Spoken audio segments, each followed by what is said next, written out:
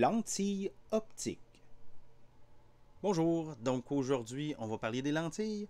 On va se placer dans certaines conditions qui vont faire en sorte que les équations qu'on avait utilisées pour le miroir, ben, ça va être les mêmes, donc ça ne sera pas très compliqué.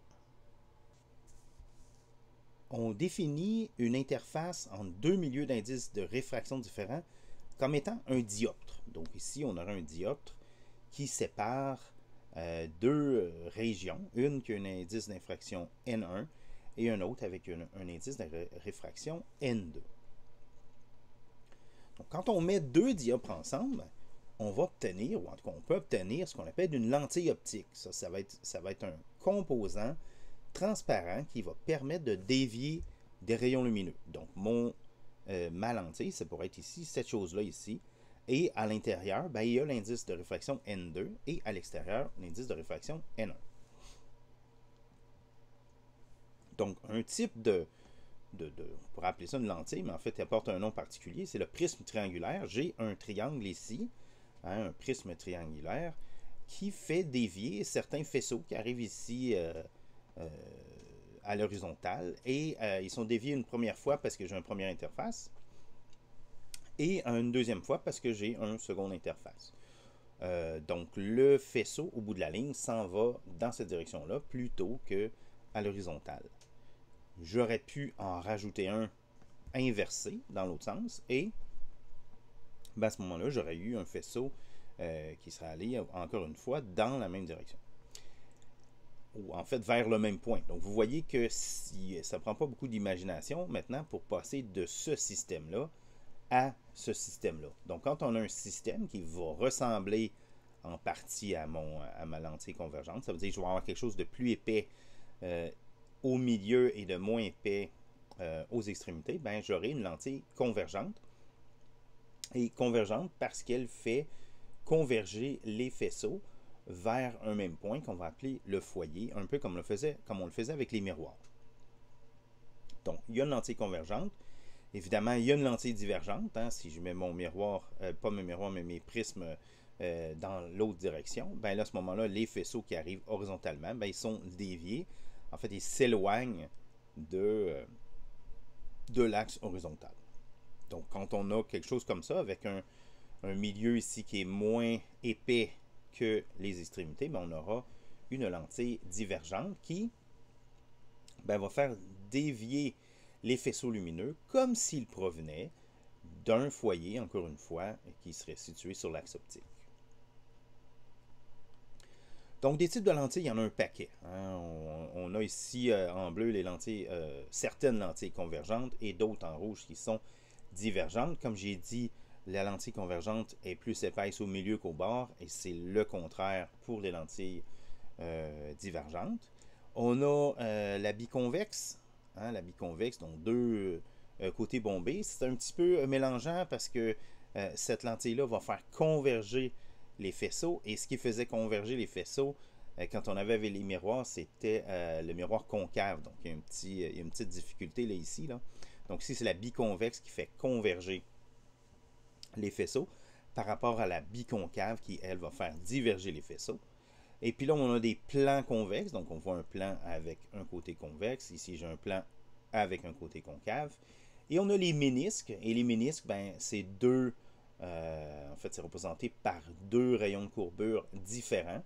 Dans le cas de la convergente, ben, vous voyez que le résultat est tel que c'est plus épais au milieu qu'au bord. Et c'est l'inverse pour le ménisque divergent.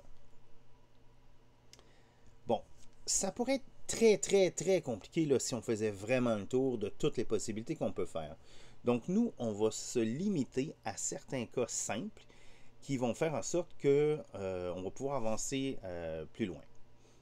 La première simplification qu'on va prendre, c'est qu'on va supposer une symétrie par rapport à l'axe optique. Bon, il n'y a rien qui l'oblige, mais c'est ce qu'on va supposer.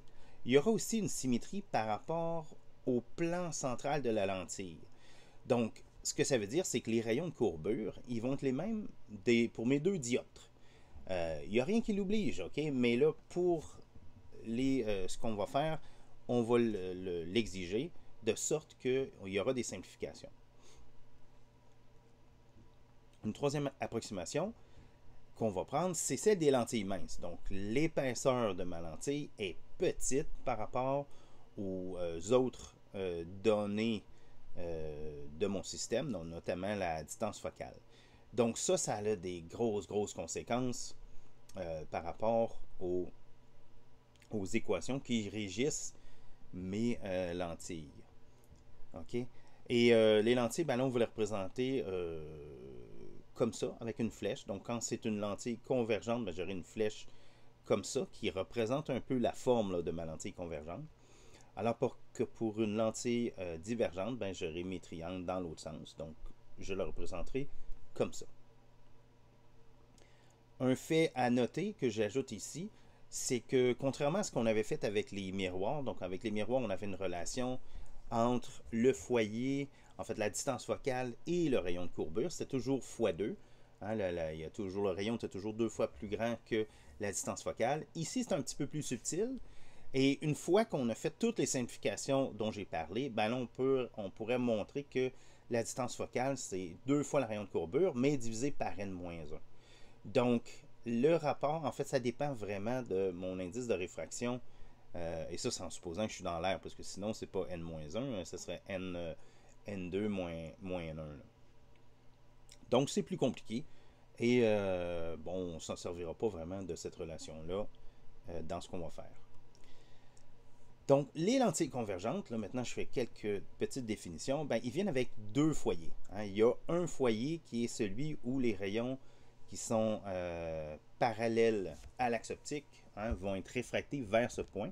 C'est ce qu'on appelle le foyer principal. Donc, dans le cas de la lentille convergente, le foyer principal, il est du côté des rayons réfractés. Il y a une autre distance focale, le foyer secondaire, qui se trouve du côté initial, du côté de l'objet.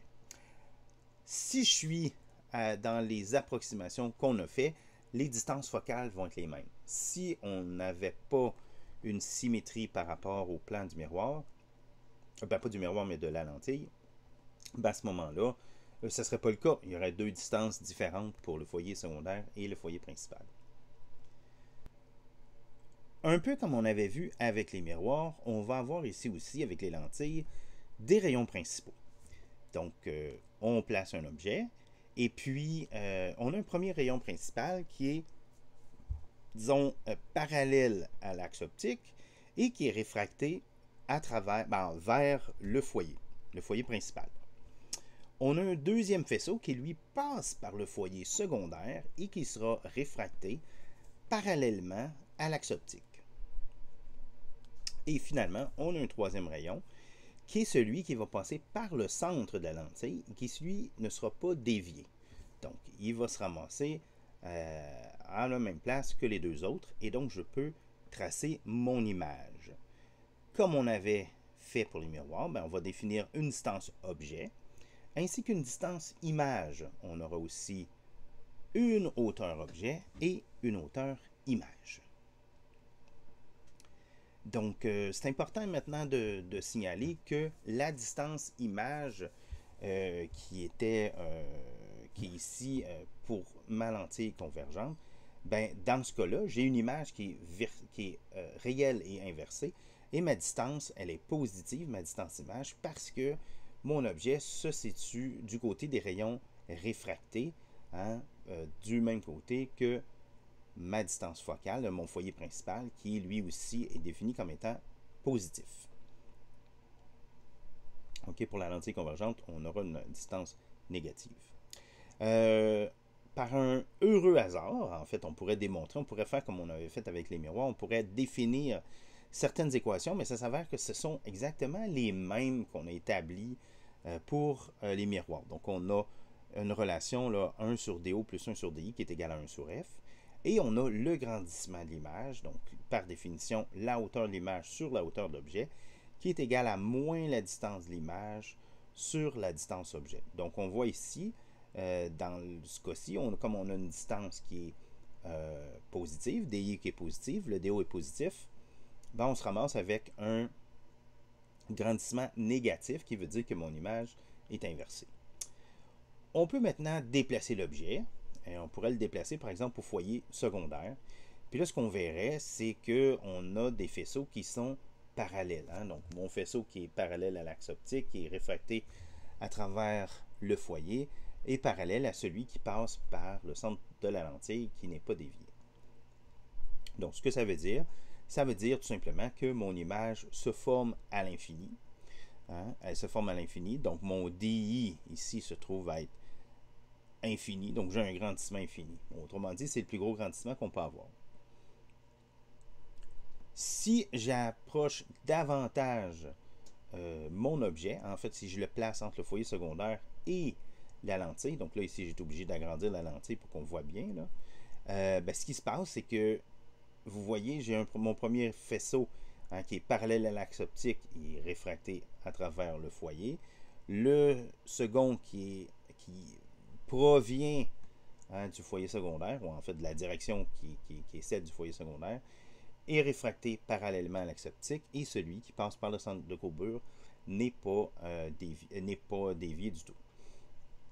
Donc ces trois faisceaux-là ne se rejoignent pas. Par contre, leur prolongement va se rejoindre. Donc il y aura une image qui va se former du côté de l'objet. Donc ce sera une image donc, qui sera virtuelle, puisque c'est formée par le prolongement des faisceaux. Et comme dans le cas qui est ici, l'image est plus grande que mon objet. Okay? Elle est droite et elle est plus grande que mon objet. Elle est droite, puis vous remarquerez que la distance image à ce moment-là, elle est négative, puisque l'image est du côté opposé au côté où sont les rayons réfractés. Si je regarde maintenant la lentille divergente, donc encore une fois, j'ai une distance focale. Là, ce qui est important de noter, c'est que mon foyer principal ne se situe plus du côté des rayons réfractés, mais bien du côté des rayons incidents. Donc, j'aurai une distance focale négative. Si je regarde maintenant ce qui se passe, donc quand j'ai un objet assez éloigné, j'ai un premier faisceau, un premier rayon qui passe, qui est parallèle à l'axe optique, qui est réfracté comme s'il provenait du foyer principal. J'en ai un autre qui s'en va en direction du foyer secondaire et qui est réfracté parallèlement à l'axe optique. Et finalement, mon rayon qui passe par le centre de courbure qui n'est pas réfracté. Donc là, vous voyez que le prolongement des faisceaux des rayons rose et bleu vient croiser mon rayon vert. Et c'est là que l'image va se former. Donc là, j'ai une image, j'ai ma distance image qui se trouve ici de ce côté-là, donc du côté négatif. Et ça correspond bien à notre définition puisque on a ici moins quelque chose de négatif, donc c'est quelque chose de positif, divisé par la distance objet qui est positive. Donc j'ai bien une image qui est réelle, qui est virtuelle, pardon, mais droite. Et comme je l'ai mentionné plus tôt, la distance focale est négative puisque mon foyer principal il est du côté opposé au rayon réfracté. Si je bouge mon objet, vous voyez que ça fait déplacer l'image. Hein, c'est toujours défini par cette relation-là. Mais vous voyez que la position de l'image va être limitée par mon faisceau rose. Donc l'image ne sera jamais plus grande que l'objet. Ça va être le cas juste si on est vraiment très rapproché. Hein, là où je m'approche, mais vous voyez, l'image grossit un peu, mais elle ne sera jamais plus grande que l'objet. Comme ça. Donc il me reste à ajouter quelque chose, c'est au niveau du plan focal. Qu'est-ce que le plan focal? Vous voyez ici que j'ai des rayons qui sont parallèles à l'axe optique. Ils se retrouvent tous à passer par le foyer, mais il aurait pu être frapper la lentille à un certain angle. Et dans ce cas-là, il y aura encore l'intersection de ces faisceaux-là. Ils vont se rejoindre, mais ils ne se joindront pas au foyer. Ils vont se joindre à un autre point qui va être situé sur l'axe ici qui passe par le foyer et qui est parallèle à la lentille. Donc, perpendiculaire à l'axe optique. Donc, comment qu'on le trace? On prend le faisceau qui passe par le centre de la lentille. Lui, il n'est pas dévié. Donc, une fois qu'on atteint le plan focal, c'est là qu'aura lieu l'intersection. Donc, on peut tracer à ce moment-là les autres faisceaux. OK? Donc, ça, c'est le cas. Donc, si je résume ce qu'on a vu, Ben, on a que les lentilles biconvexes, ils sont convergentes. On a des lentilles biconcaves qui sont divergentes. Et que pour chacun des cas, il y a trois rayons principaux qui vont nous servir à tracer les images.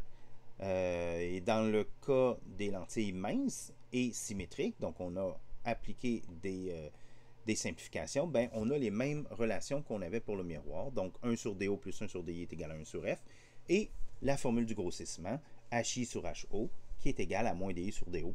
Et finalement, tous les rayons qui sont parallèles entre eux vont être réfractés vers un même point qui va se situer dans le plan focal.